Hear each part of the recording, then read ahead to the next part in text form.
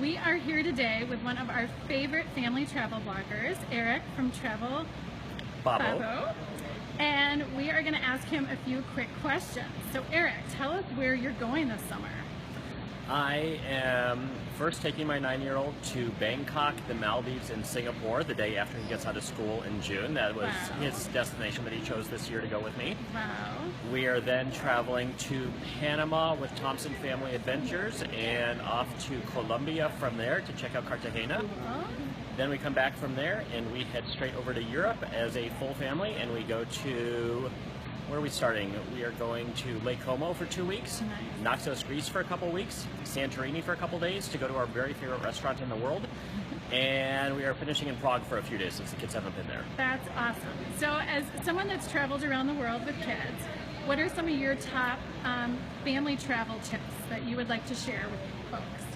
The big one is make every trip about the kids. Don't take kids on an adult vacation. If you go to, my example is don't go to Paris and because you've always wanted to go to the Louvre, think that your kids are going to enjoy a 6-hour trek around the Louvre. Like it's okay to skip things that you've always wanted to see and go to the park and go to the playground instead, no matter where you are, because your kids are going to have fun, and if they're having fun, you're going to have a better vacation. So that's the key. Make every decision based on the kids, from the destination to what you schedule while you're there. And when you travel early in the day and take the most direct flight that you can, even if it's a little bit more money.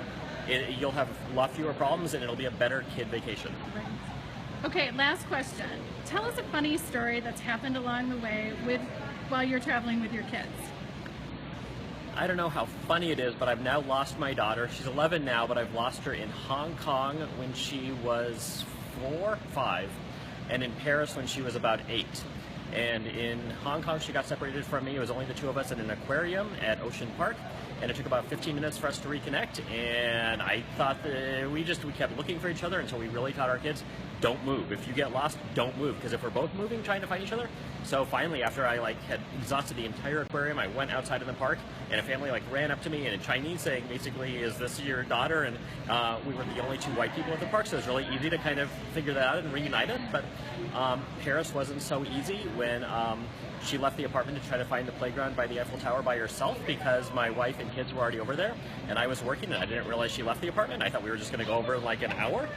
And by the time I figured that out, I kind of freaked out, and my wife didn't answer her cell phone, so I ran from the apartment and ran over to the playground a couple blocks away, and she wasn't there. And I ran back to the apartment, and she was there, sitting on the steps outside the apartment building with a nice family that had found her crying by the Eiffel Tower. And I guess she wasn't crying, but she was lost, and she got turned around trying to find the playground. And while she was figuring it out, a family asked if she needed help, and that's when she started crying. So they didn't know what to do, so they called the police. And so the family was really apologetic, but they said, you know what, the police are coming here, so you better stay here. So I hung out with her, then the police came, and they looked at my passport, and they wrote out a whole bunch of forms, and I had to sign things, probably saying that I was a bad parent in French or whatever. And so somewhere in a drawer, somewhere in Paris, there's a police report with my name and probably a photo or something on it.